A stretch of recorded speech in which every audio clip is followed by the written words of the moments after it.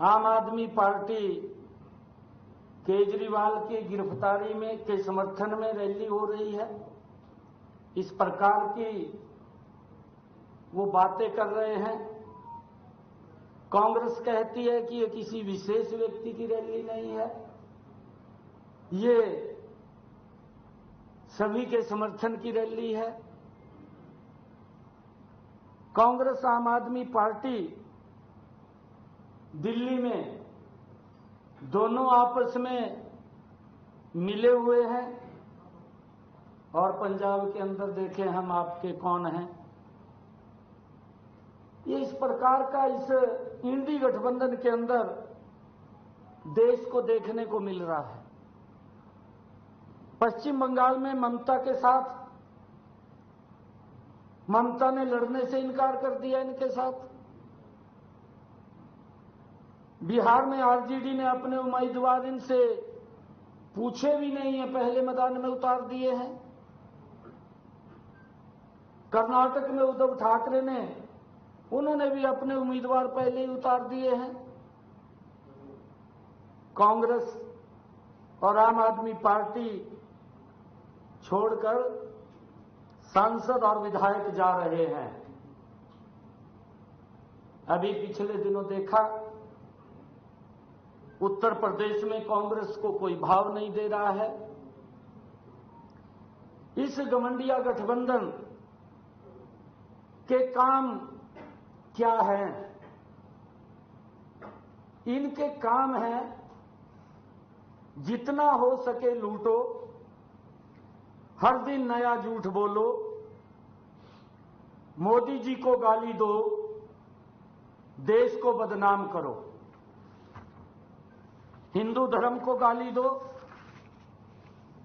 जम के घोटाले करो, जांच एजेंसियां जब नोटिस दें तो इग्नोर करो, कार्रवाई हो तो कोर्ट पहुंचो, कोर्ट की फटकार लगाएं तो विक्टिम कार्ड खेलो, देश के लोकतंत्र पर खतरा बताओ, जनता को गुमराह करो, सारे चोर इकट्ठे हो जाओ, जोर जोर से बोलो, छाती पीट पीट कर बोलो, भ्रष्टाचारों को बचाओ।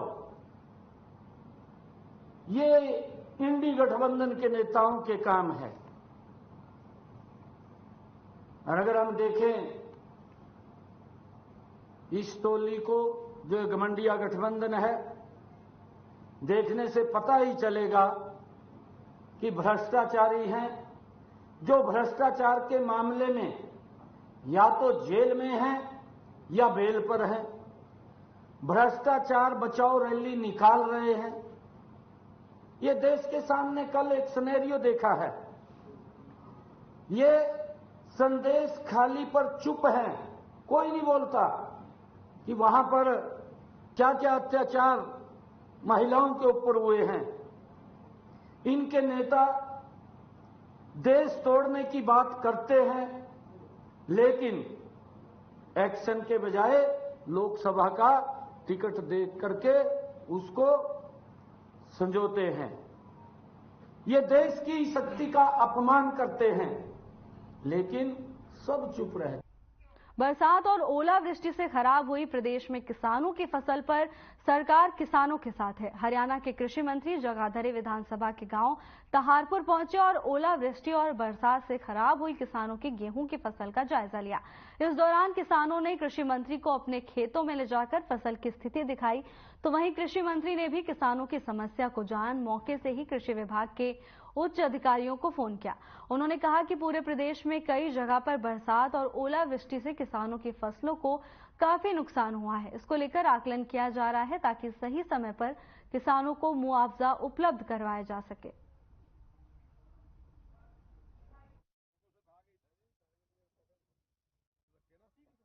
देखिए, वैसे तो पूरे प्रदेश में कई जगह ऐसी हैं जहां इस प्रकार की समस्या है, जो ओलावृष्टि। तो हमारे यहाँ भी इस पूरे एरिया में तहारपुर और इसके आसपास के 4-5 गांव ऐसे हैं जहां ओलावृष्टि से काफी नुकसान है। तो उसमें एक बड़ी समस्या थी कि क्षतिपूर्ति पोर्टल जो खुलना चाहिए वो हमने खुलवा दिया। कल से वो पोर्टल खुला हुआ, किसानों ने भर दिया। लेकिन अभी एक और बड़ी समस्या रहती है वो पंजीकरण की थी कि कुछ किसानों ने पंजीकरण ही नहीं किया था। वो खासकर ऐसे किसान हैं जिनके पास 1 एकड़ जमीन है। दिल्ली के मुख्यमंत्री अरविंद केजरीवाल को न्यायिक हिरासत में भेजा गया है।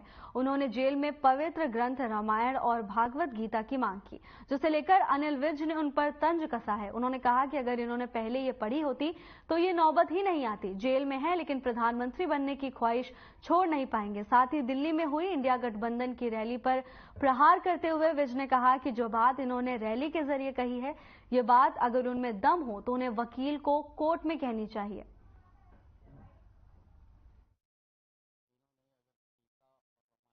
अब ये जो सारी बातें कल वो रैली के माध्यम से कह रहे थे, तो ये बातें तो इनके वकील को अगर उनमें दम हो तो कोर्ट में कहनी चाहिए। जनता ने थोड़ा फैसला करना। ये इसका भी राजनीतिकरण करना चाहते हैं। ये दोनों जो मुख्यमंत्री अंदर गए हैं उनकी पत्नियों को आगे खड़ करके और ये जो है भावनात्मक तौर पर वोटों को प्रभावित। लोकसभा चुनाव को लेकर पूरे देश के साथ साथ हरियाणा में भी सियासी हलचल जारी है। इसी बीच सभी दल अपने प्रचार प्रसार में जुटे हुए हैं। बीजेपी द्वारा भी विजय संकल्प रैली हर विधानसभा में की जा रही है। इसी कड़ी में जगाधरी विधानसभा के छछरौली अनाज मंडी में 3 अप्रैल को विजय संकल्प रैली आयोजित की जाएगी। हरियाणा के कृषि मंत्री कंवरपाल गुर्जर ने कहा कि ये रैली अभूतपूर्व होगी और यहां प्रदेश के मुख्यमंत्री नायब सैनी का भव्य स्वागत किया जाएगा। जिस प्रकार की नीतियां केंद्र और प्रदेश सरकार द्वारा चलाई गई हैं और जगाधरी विधानसभा में जो विकास किया गया है, उन सभी के लिए मुख्यमंत्री और पूर्व मुख्यमंत्री का आभार व्यक्त किया जाएगा।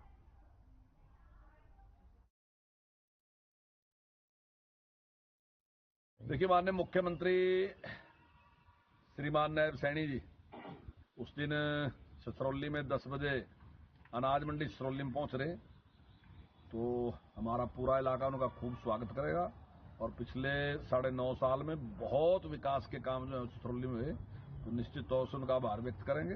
पूर्व मुख्यमंत्री जी का भी आभार व्यक्त करेंगे, प्रधानमंत्री जी का भी आभार व्यक्त करेंगे, उनकी बात सुनेंगे और निश्चित तौर से विकास की जो बीजेपी गठबंधन से हाल ही में अलग हुए जननायक जनता पार्टी के नेता और पूर्व उप मुख्यमंत्री दुष्यंत चौटाला ने केजरीवाल का पक्ष लिया। उन्होंने कहा कि केंद्रीय जांच एजेंसियों को जब रिमांड में कोई तथ्य नहीं मिला तो केजरीवाल को जेल भेज दिया गया। ये बात साबित करती है तो अब तक कोई सबूत जांच एजेंसियों के पास नहीं है। बीजेपी जांच एजेंसियों का दुरुपयोग कर रही है। केंद्र एजेंसियों का प्रयोग अपने हितों को साधने के लिए करते हैं। ये बात उन्होंने भिवानी में जननायक जनता पार्टी के उम्मीदवार राव बहादुर सिंह के पक्ष में प्रचार करने के दौरान पत्रकारों से बातचीत करते हुए कही। दुष्यंत चौटाला ने प्रधानमंत्री नरेंद्र मोदी को लेकर अपना कड़ा बयान देते हुए कहा कि एंटी इनकम्बेंसी जैसी चीज अपने आप नजर आ जाएगी।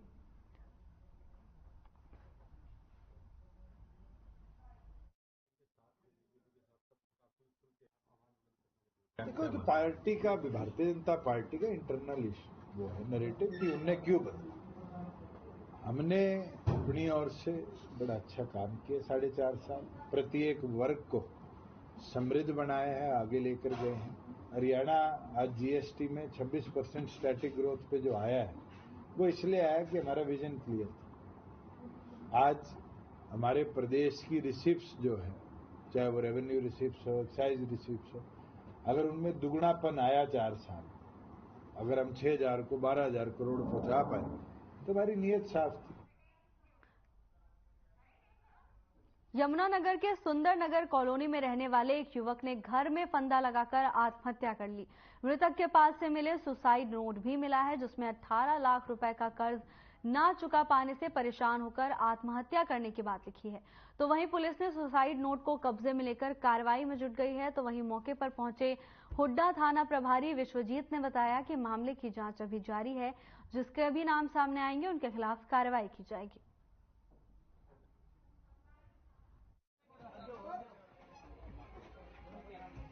रामपुरा चाचा और कुनबे में थे जी। क्या सूचना क्या मिली थी आपको? सूचना मेरे को ये मिली जी, वो छोटे भाई का फोन गया था इसके कह रहा जी वो चाचा जी जरा जल्दी आ जाओ, मैं उन्होंने फांसी ले ली बस। कुछ सुसाइड नोट भी लिखा है, कोई फाइनेंशियल तंग था? सुसाइड नोट में ही होगा जी, दिखाया नहीं उन्होंने जी, कुछ पुलिस वालों के पास है जी। फाइनेंशियल है कुछ 35 लाख का कर्जा, मतलब बता रहे थे कि ऐसा है। क्या नाम है? नहीं, लोन ये था कोई बैंक से था, जो फाइनेंशियल से भी लेना देना था? बैंक से था जी, कोई फाइनेंशियल से भी था जी। तेजली गांव में 38 साल का लड़का है मनोज, और ये कोई लोन का चक्कर था, लोन ले रखा है मकान बनाने के लिए 18 लाख के आसपास का, वो नहीं चुका पाए, उस वजह से कुछ पता है कितने बजे हुआ, कैसे हुआ? बस अभी हमें सूचना मिली थी, अभी पहुंचे हम। कैसे किया? लगभग फांसी से, मतलब पंखे से लटक के किया। सर क्या ये लोन इन्होंने बैंकों से लिया था या किसी फाइनेंसर से लिया? नहीं, बैंक से भी लिया था, कुछ फाइनेंस से ले रखा था टोटल। तो क्या कुछ बताया किसी को? नहीं, अभी तो कुछ जांच चल रही है, अभी जांच। रेवाड़ी में आजाद चौक पर मामूली विवाद में बाइक सवार बदमाशों ने पहले एक स्टूडेंट को पीटा और फिर बीच बचाव के लिए रिश्तेदारों पर भी हमला बोल दिया। इतना ही नहीं, आरोपियों ने फायरिंग भी की। सूचना के बाद पुलिस की टीम मौके पर पहुंची। पुलिस पूरे मामले की जांच में जुट गई है।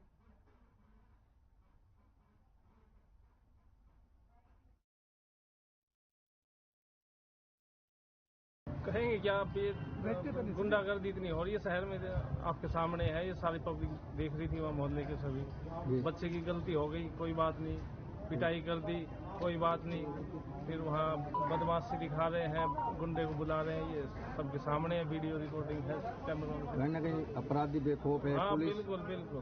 पुलिस की बात की जाए, कहीं न कहीं पुलिस कितनी देर बाद आई? पुलिस आई 15-20 मिनट लग गई, जाम का कारण हो या कुछ भी हो। वो फरार हो गए? हाँ, वो भाग गए। पहले तो कह रहे थे रुकेंगे, हम बुला लो किसी को, फिर वो गोली चला के भाग गए सारे। गोली तो बाद में चली है, पहले ये बच्चे आ रहे थे स्कूल से, होली साइड में पढ़ते हैं, तो इसका एक दोस्त ये स्कूटी पे आ रहे थे, तो उनके पास मोटरसाइकिल, वो अपोजिट साइड से जा रहे थे, तो उनकी स्पीड पे थी गाड़ी, और ये थोड़ा गाड़ी रोक दी, उन्हें टकरा दी गाड़ी, तो ये बच्चे वहाँ रुक गए और उन्होंने उतर के उन दोनों बच्चों को लड़ दिया। बीजेपी के लोकसभा प्रत्याशी पूर्व सांसद नवीन जिंदल ने अपना चुनाव प्रचार शुरू कर दिया है। चुनाव प्रचार की इस कड़ी में नवीन जिंदल ने बीजेपी कार्यकर्ताओं सहित लोगों से वोट की अपील की। उम्मीदवार नवीन जिंदल ने कहा कि वो अपने आप को बहुत सौभाग्यशाली मानते हैं जो वो बीजेपी के टिकट पर चुनाव लड़ रहे हैं। उन्होंने प्रधानमंत्री नरेंद्र मोदी पर बोलते हुए कहा कि देश में नरेंद्र मोदी की टक्कर में कोई भी ऐसा नेता नहीं है जो उनकी बराबरी कर सके, इसीलिए तीसरी बार बीजेपी की सरकार बनेगी और नरेंद्र मोदी फिर देश के प्रधानमंत्री बनेंगे।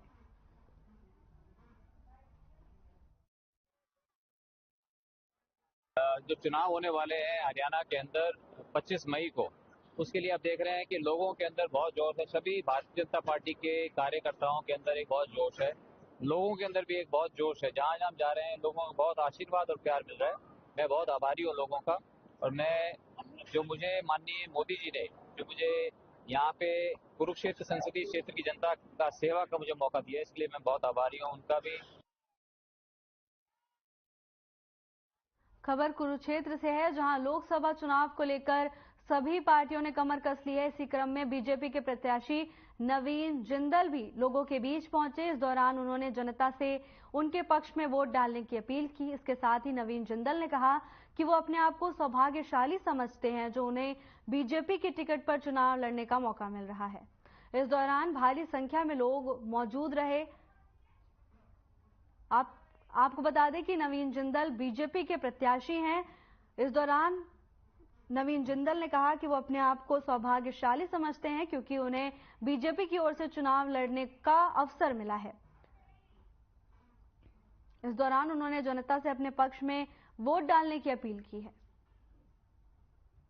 तस्वीरें कुरुक्षेत्र से, जहां बीजेपी प्रत्याशी नवीन जिंदल पहुंचे हैं और लोगों से वोट देने की अपील करते हुए नजर आए।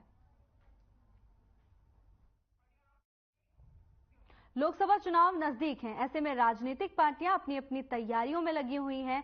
इसी कड़ी में कलावाली में इनेलो कार्यकर्ता बैठक को संबोधित करते हुए इनेलो के अभय सिंह चौटाला ने बीजेपी पर तंज कसा और कहा कि कुरुक्षेत्र से जिस नवीन जिंदल को उम्मीदवार उतारा है उसे देश के प्रधानमंत्री नरेंद्र मोदी पिछले चुनाव में कोयला चोर कहते थे, लेकिन अब उसे रातों रात ईडी के डर से बीजेपी में शामिल किया गया है और 35 मिनट में बीजेपी की वॉशिंग मशीन में धोकर कोहिनूर बना दिया। इस दौरान तमाम इनेलो नेता भी मौजूद रहे।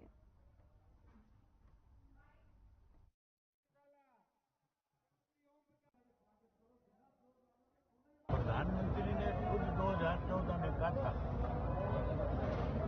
कि इसकी तिजोरी में 40,000 करोड़ का कोयला है। अगर हमारी सरकार बनी हम उसकी इंक्वायरी कराएंगे। इसने जो पैसा इससे इकट्ठा किया वो सारा वसूल करेंगे, इस पर कार्रवाई करेंगे, जेल की सजा। सरसों के बाद 1 अप्रैल से रेवाड़ी के मंडियों में गेहूं की फसल बिकने के लिए आनी थी, लेकिन 2 दिन पहले जिले के अनेकों गांव में हुई जबरदस्त ओलावृष्टि के कारण कई किसानों की 50 से 80% गेहूं की फसल खराब हो गई। यही कारण है कि तय समय अनुसार मंडी में गेहूं की फसल नहीं पहुंची। मात्र 1 या 2 किसान ही मंडी में गेहूं की फसल लेकर पहुंचे, लेकिन मार्केट कमेटी सचिव की माने तो सरकार की तरफ से 1 अप्रैल को ही गेहूं की सरकारी खरीद शुरू की जा चुकी है। किसानों और मार्केट कमेटी सचिव के अनुसार ओलावृष्टि के कारण गेहूं की जो फसल भीग गई या फिर खराब हो गई, उस वजह से मंडी में गेहूं की फसल आने में देरी हुई है।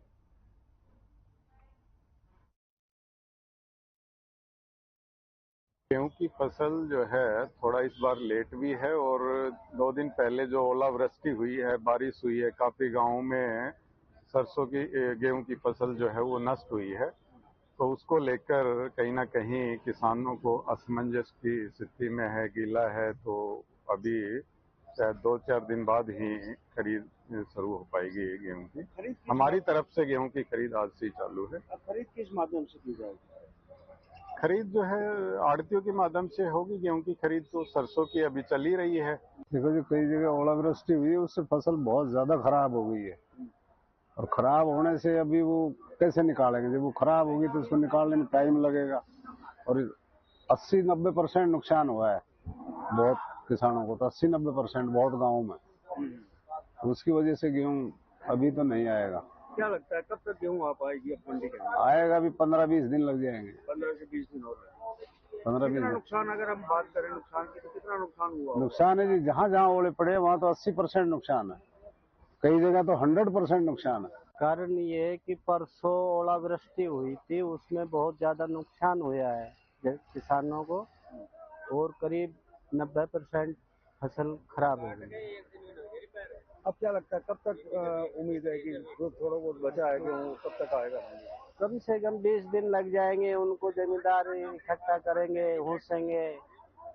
जैसे ओलों से वो कट गया है ना, तो उसको हुसेंगे। अब वो तो नहीं मशीन काट देगी आए, तो वो तो खुद को करना पड़ेगा। कितना असर पड़ेगा मंडी के ऊपर? मंडी के अब ऊपर 50%। हर खबर हरियाणा में फिलहाल के लिए बस इतना ही। जल्द हाजिर होंगे नई अपडेट के साथ। नमस्कार।